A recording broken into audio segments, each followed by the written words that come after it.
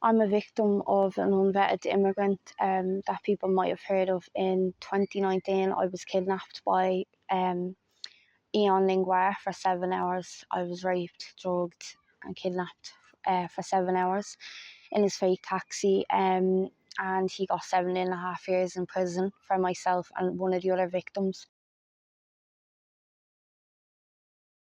Now, he had committed another 2 heinous crimes in 2 other countries in years previous, but he wasn't vetted, so they didn't realise that he was actually outrunning basically from these other heinous crimes. And then he went on to another girl's attack, and then he kidnapped me for 7 hours in his fake taxi in 2019.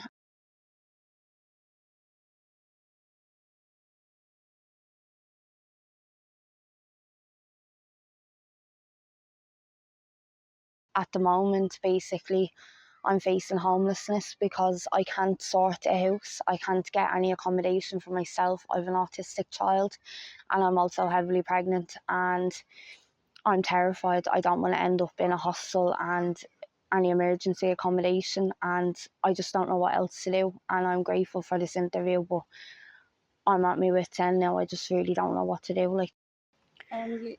You don't need to be grateful at all. I am. You have a right to tell your story, and you should be getting help and support. Thank you. Can I ask how the trial was for you and how you were treated? The police were very good now, I have to say. The detectives and like the barristers and everybody was kind of really good. Like there was even the jury actually came back for the sentencing and all, because it was such a big thing in the courts. Everyone heard about it, but I was treated pretty well, like by the police and stuff, do you know what I mean? But after that, like, the government did nothing for me. They haven't even, like, I got 4 sessions of counselling. That was it, and that was purely just for court. And apart from that, I've had no assistance from them, and they just, it's just very hard to see that they're still making the same mistakes again, whereas my attack could have been prevented if they had a vetted Ioan, do you know what I mean? And it's just scary now, do you know what I mean? And then facing homelessness and the thought of going to homeless accommodation is just terrifying, and it's very triggering, and I just don't know what else to do because I want better for my kids. Of course, you're going to feel very vulnerable facing Yeah, homelessness, especially after all you've been through. yeah, You need to have a sense of control in your life after all of that. it's just very tough, like. Very tough. And you were saying he appealed his sentence Yeah, and he was unsuccessful. But when he went to appeal his sentence, he just tell us what it was that you told me he said in court. basically he felt because of his culture that men don't have to ask women for sex, so he didn't think that he deserved the sentence that he got, because in his own culture or his country, apparently that's normal and that's allowed, you know what I mean? But thankfully now the judge refused, you know what I mean, because she just said nah, do you know what I mean? And it's just scary because even the fact that somebody could think like that.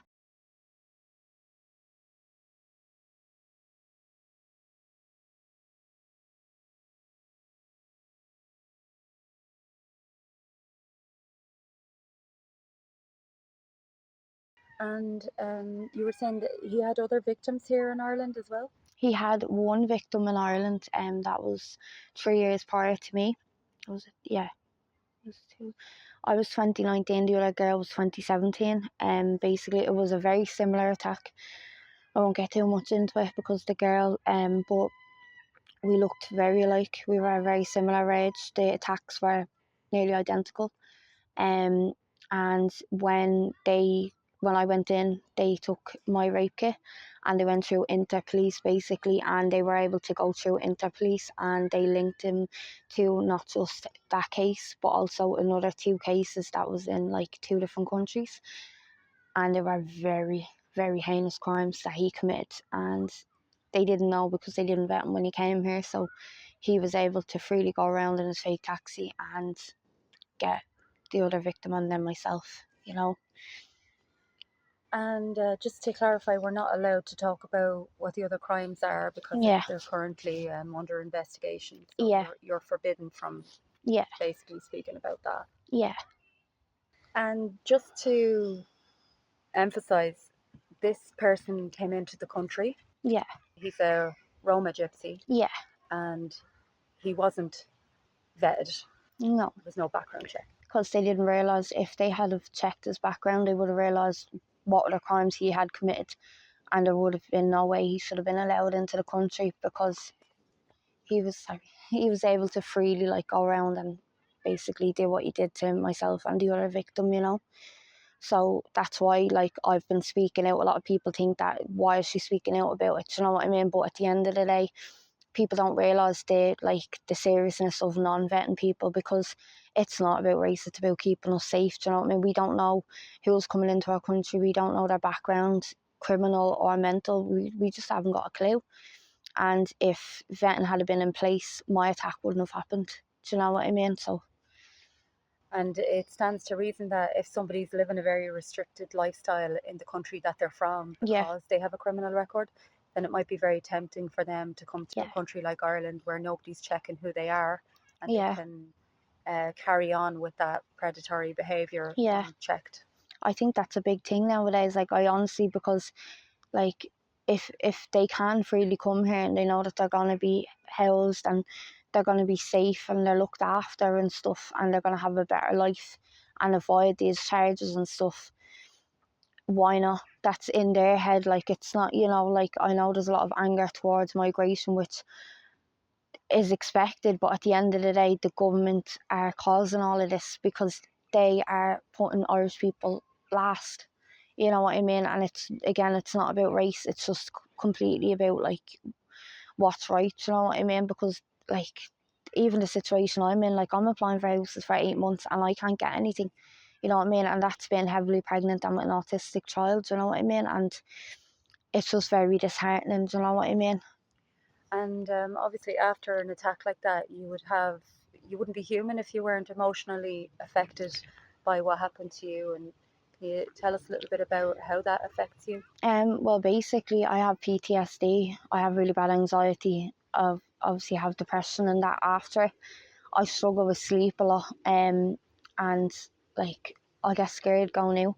Like, when I do get a taxi, like, I make sure that like it's kind of from like a company that I'm aware of, that I know the drivers, you know, because I don't feel safe just getting a taxi anymore, because like, the stress that I've been put under, like, even the problems with my teeth since, like, do you know what I mean, the injuries that I'm having with the impact wounds, and the stress trying to sleep and the flashbacks and everything, like, it's just, you know, I know that attack was like 4 years ago, but that never goes away.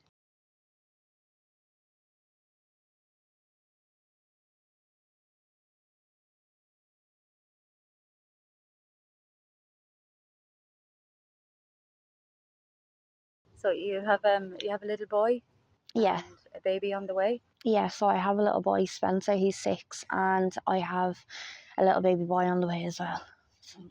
When are you due? October.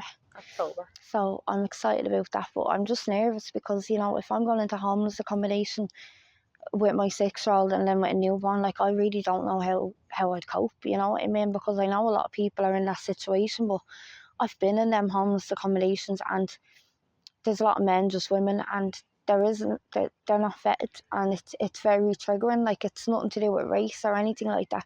I just want to feel safe, and I just want basically things to start going right for me, because after what I went through, I just want a better life for me and my kids. You know what I mean? And have you had any help or support of No. like counselling or? I had four sessions of counselling, and that was only for the court, you know, basically for the evidence, you know, when they were doing the victim impact. That was it, and I'm on a waiting list now 4 years for, so 4 years after the yeah, crime that you were the victim of, yeah, for counselling. yeah. So it's been hard, you know. It just feels like the government are just letting me down, and they just don't care. Do you know what I mean? Like they are somewhat liable for what happened to me, and now my situation now that I'm going into homelessness in the matter of a few days now is they're liable for as well. Like, they're liable for a lot of people in the country that are in the same situation as myself, you know. Yeah, well, it definitely stands to reason to say that if they had have checked that person, Yeah. this would never have happened to you. It would have been prevented, like, you know. And my thing is, like, now I'm thinking, how many more people are around that we don't know their backgrounds, we don't know criminally, mentally, we have no clue. And these attacks are on the rise, you know what I mean? And it's just too much. Like, it's terrifying. Like, no girl is safe, no man is safe, and no kids are safe. Like, you know, our children's futures are gone. So you mentioned that you're going to be facing homelessness Yeah. in a few days. Yeah. And just in terms of support, do you have any support there from people in your personal life? Basically, I have got a lot of support, and my family, like, they can't, unfortunately, they can't actually take me and my son and my soon-to-be 2 kids in, because due to the housing crisis, there's just overcrowding, there's just no room. And it's like a lot of people nowadays, you know, like my sister and my brother and that, and my sister's partner and her kids are all in my ma's, you know what I mean? So it's like a lot of people, they just can't, they either can't leave home or they have to come back home, you know. So sadly, there's just nowhere for me to go, you know, and I'm just terrified, to be honest with you, you know what I mean? So you were saying that there's 9 people in a 2-bed Yeah. house at the moment, and there's just Yeah. no room there for you. Yeah. And obviously, your son has very specific additional needs as well, Yeah. so he probably needs an environment where there's no overcrowding. See, he has autism, so it's like, he kind of gets very overwhelmed with crowds and stuff. And even though, like, it's my family, like, you know, he just, even while I'm down there, like, I can only kind of stay around them for like an hour or two, because he gets very overwhelmed with all the people, even though he knows them and they're his family. Like, he just, you know what I mean? So it's very hard, and, you know, I'm just thinking of him and obviously my new baby as well, and it's just terrifying. Like, I'm trying for 8 months now, you know, to try get a house, and I just can't get anything, you know. And you were saying to me before, it's not, well, anybody with sense would know that it's not like you can just get a room in a house. That's difficult enough as it is at the Yeah. moment for people to even find that, to find something affordable, first of all, and to find places that are available. But it's not like you're in a situation where you can Yeah. just rent a room. See, like, I think that even though it's hard to find a room to rent now, I have come across a few offers that I could take a room.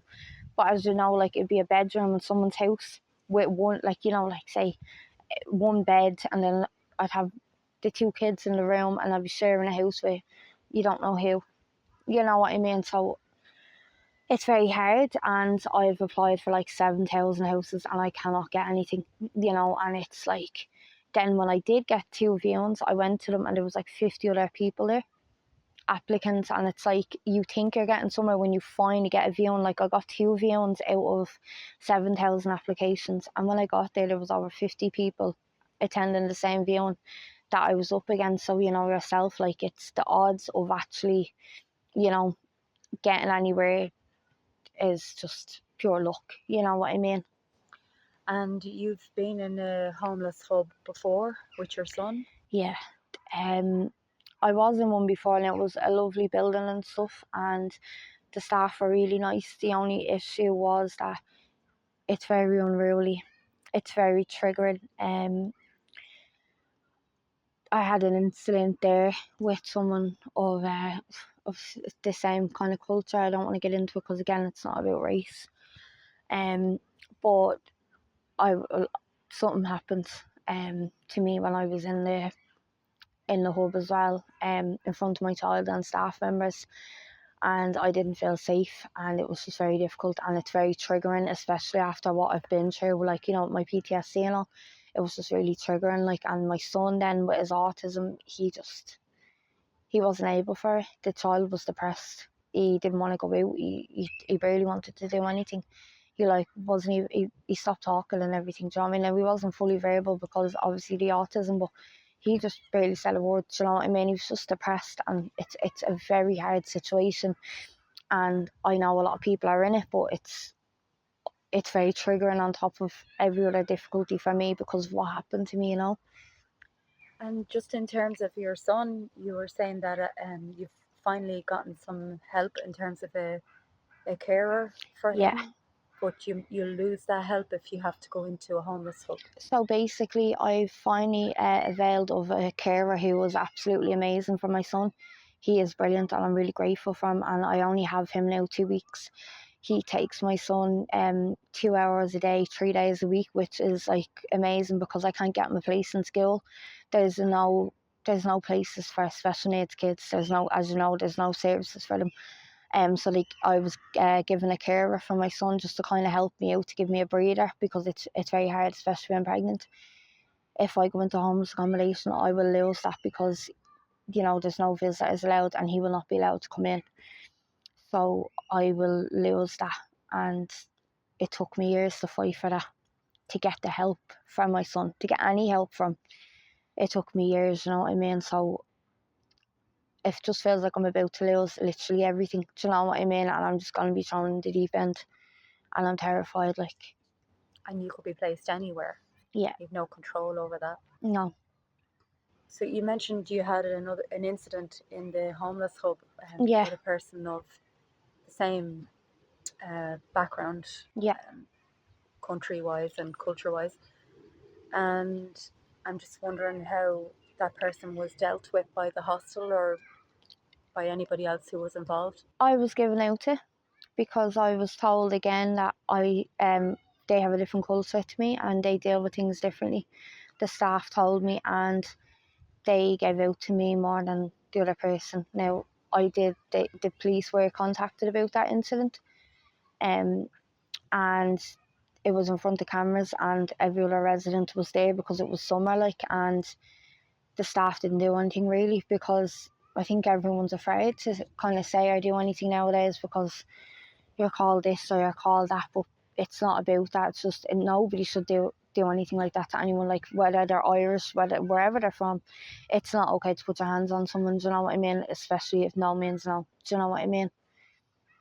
And a lot of people wouldn't be aware in those hostel situations. No. The general staff are not specialised staff. Those hostels are they're privately owned hostels that would be rented by the council. So the staff wouldn't be proficient in knowing how to deal with those situations. And that's certainly not to excuse them. I think their reaction is disgraceful. But I think there's a presumption when people go into a homeless hub that there might be specialised supports there, and there isn't. No. Like, the staff do go above and beyond for you when you ask for certain aspects, like they're very good with kids now, I will say that and stuff, but the things that I've seen going on there with Irish people as well, that shouldn't have been happening. Irish families doing things as well, do you know what I mean? And it really, the way things are in them hubs, it really shouldn't be happening, especially in a family unit, a family like environment, do you know what I mean? It traumatized me, do you know what I mean? And my son, like, he's only gotten back to himself, like, recently, like, and I'm terrified, And you mentioned you were given out to, essentially. You mentioned to me earlier on as well that when you've spoken out about your situation, you've been called racist and far right. Yeah. So basically, like, I've spoken out, and what I keep saying is, like, it's not about race, and like, I stand by that. Like, people are getting it totally twisted. There is a lot of kind of there is a lot of people kind of being racist towards the situation.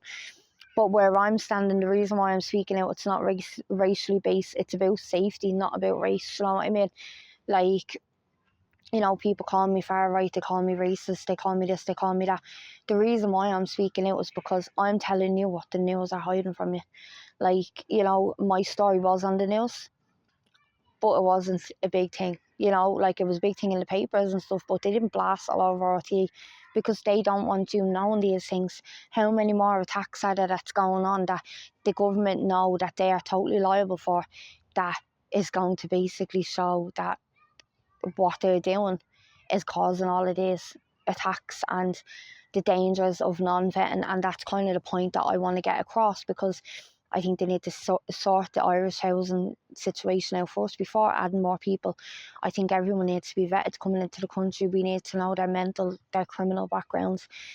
We need to know, because, like, this is their future, this is their kids' futures, you know what I mean? And it's scary. My attack could have been prevented. How many more attacks You know what I mean? Like, it's scary. And the fact that I'm sitting here now, 4 years after my attack, and they're still doing the same things. So you're very brave telling Thank your you. story, and I know you've tried to highlight your story on TikTok on your own platform as well. And a friend of yours has set up a GoFundMe. We'll link the GoFundMe in the description. But you have received a lot of online abuse. Yeah. I saw one particular comment that, if you don't mind me repeating No, it of back to course. you, when you were talking about your situation and how you were kidnapped and sexually assaulted, raped, and someone said you should have kept your knickers on.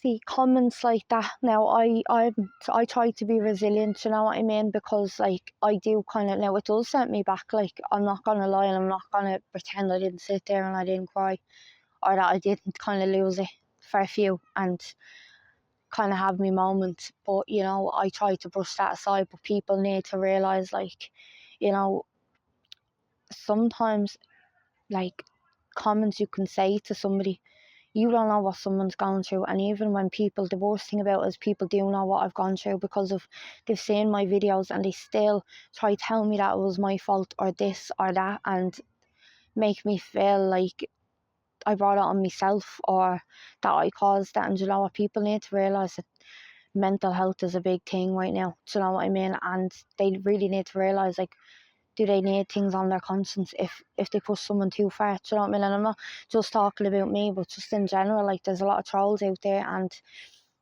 I've seen the worst end of it. Do you know what I mean? Like, some of the comments, like that comment, do you know what I mean? And if they're listening, I hope they're proud of themselves. But honestly, it's just, I just don't get it. Do you know what I mean? Because all I'm trying to do is I'm trying to raise awareness, and I'm trying to put people wide, basically, and just help other people. Because if I can do that, I'm turning a negative thing that happened to me into a positive, and at least I'm getting something from that. Do you know what I mean?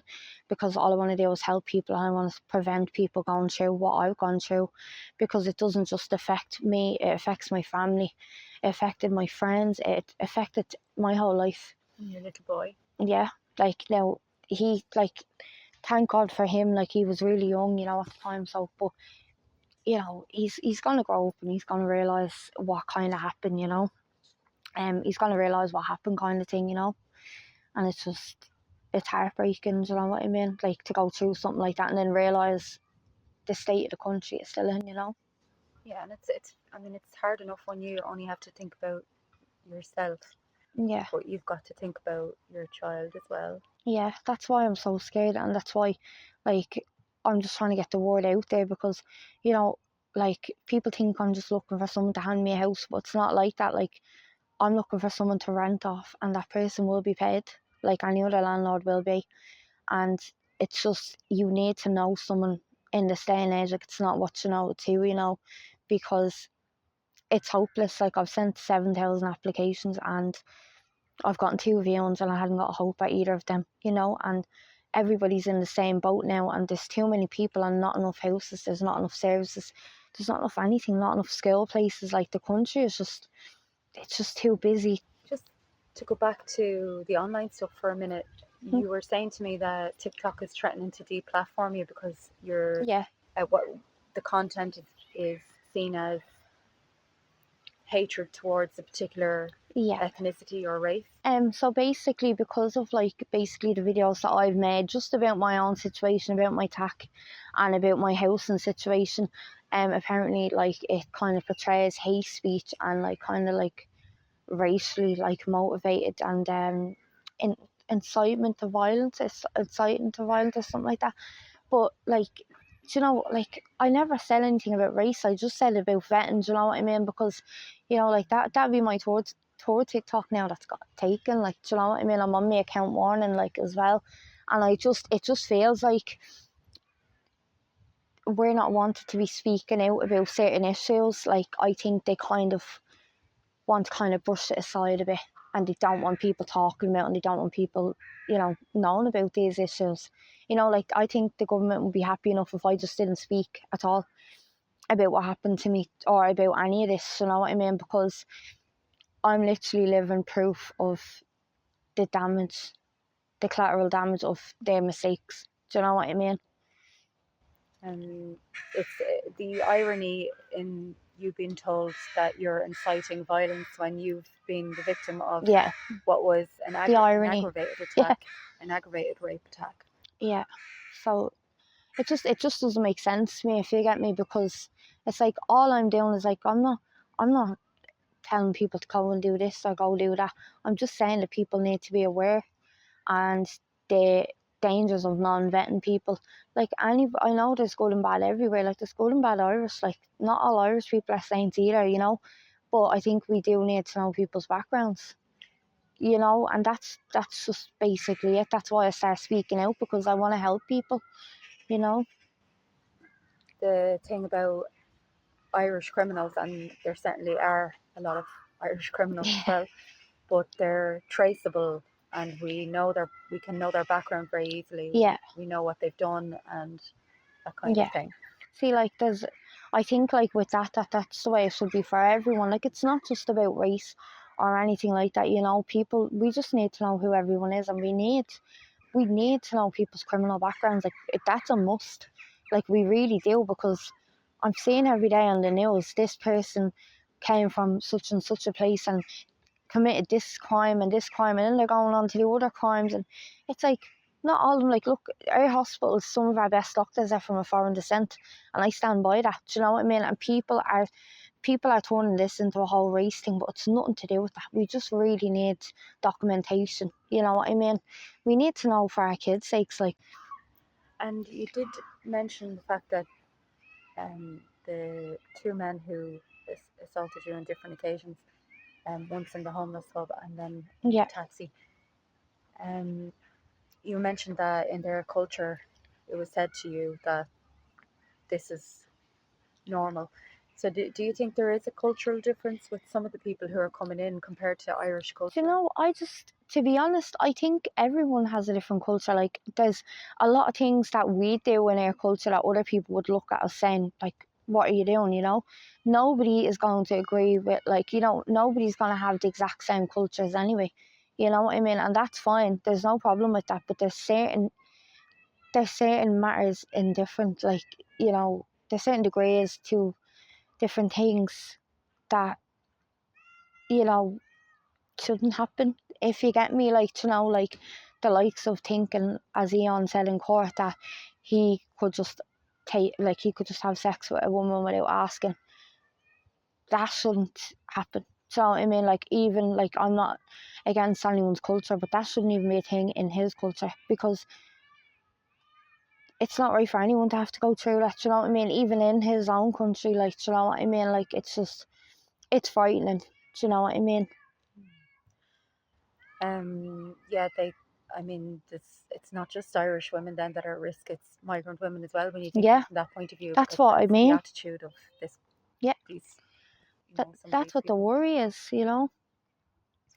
So you'll be aware of a high profile case of violence against a young woman, Natasha, in the news this week, where the judge let Cathal Croghy, a soldier, walk free from court with a 3-year suspended sentence. There's been a lot of uproar and media attention. Do you think that there's more attention given to that case and more protests because Cathal Croghy is Irish and not foreign? To be honest, I just think that, like, there is a lot of media attention, but I think that it's allowed more. Like, they're not really kind of blocking it from the media as much, because it was an Irish on Irish attack. Now, don't get me wrong, it is absolutely disgraceful and it should not have happened. Like, do you know what I mean? Like, that poor girl, what she went through, and I don't agree with that at all, the suspended sentence. Like, honest to God, like, your man, the judge should have thrown the book at him, basically. Like, she didn't deserve that and she shouldn't have gone through that. But I do think that, like, people can speak out more about Irish crimes, because there is a lot of Irish crimes, you know what I mean? Nobody's saying there's not. But I think the government don't mind as much talking about Irish attacking Irish, because it just kind of, it doesn't make them look bad as such, because, you know, it's not about the migration issue. So there's quite a few cases over the last few months involving very young girls, teenagers, where they were sexually assaulted and the perpetrators walked free. And in all of those cases, the perpetrators were unvetted migrants. Yeah. And there hasn't been protests for those. They were cases that were in the media, but they weren't on the news, as in RT News or Virgin Media News. So do you think that the public views those cases differently? To be honest, I don't think the problem lies more with the public. I think the problem lies more with the media and what they can and can't share. I think they kind of tend to hide stories when it involves like anything to do with the migration issue, because it kind of shows like that the government are liable for these attacks because they had no documentation and they had no background for certain individuals um who might have like already had criminal past, you know what I mean, before coming to the country. And if they had had that documentation and their backgrounds there, they would have known, you know what I mean, and a lot of these attacks wouldn't happen, you know what I mean. So yeah. Yeah, there seems to be a push to paint men in general as being violent, Yeah. as opposed to, it might be a problem, as you say, with the migration issue, as well as there are some Irish criminals. We'll just finish up now, but I just wanted to ask you, is there anything else you'd like to say about your situation or appeal for help? Maybe there might be somebody watching who has a house for rent or something like that. Yeah, thank you. Actually, do you know what? Like, I'm actually getting desperate at this stage, and I just am not getting anywhere with that after my home or anything like that. Like with the emails, you're lucky to even hear back, and even if you do get a view, you get nowhere. So I'm asking anybody, if anybody knows someone or if anybody has properties there, if they could please get in contact with me, Lauren Spencer, because I'm at my wit's end. I'm heavily pregnant. I need to find a place. I'm literally just out of time. I have a 6-year-old son with autism and he's amazing, and I'm also expecting my new baby in coming months, and I'm literally just out of time and I'm absolutely terrified. Like, it is triggering my PTSD at the fear of ending up back in homeless accommodation, because nowadays it's not what you know, it's who you know. So I really just am reaching out just to ask anybody if anybody knows a landlord that can give me a chance, basically. Do you know what I mean?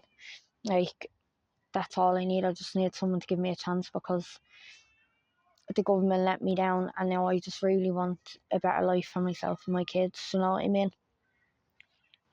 Well, thanks for talking to us, No Lauren. problem. And Thank you for having me.